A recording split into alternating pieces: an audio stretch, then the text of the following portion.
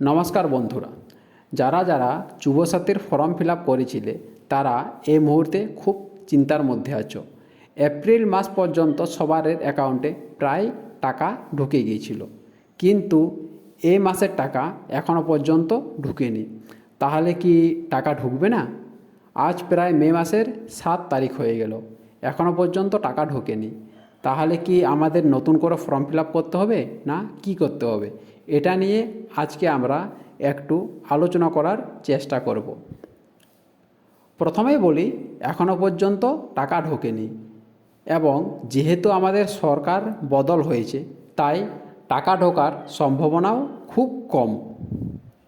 এটা ছিল আমাদের পুরনো সরকারের স্কিম।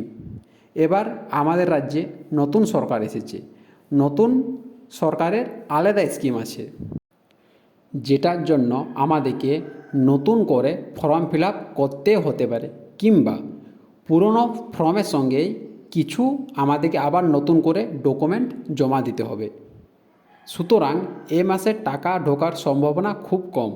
আমরা আশা করতে পারি জুন মাস থেকে নিউ স্কিমের টাকা আমাদের ব্যাঙ্ক অ্যাকাউন্টে ঢুকে যাবে। তাহলে এই মাসে টাকা ঢোকার সম্ভাবনা খুব কম। আমি বলছি না ঢুকবে না, সম্ভাবনা খুব কম। ঠিক আছে, এটা ছিল আমার নিজস্ব ধারণা। তোমাদের কি মনে হয় তোমরা কমেন্ট বক্সে জানিও।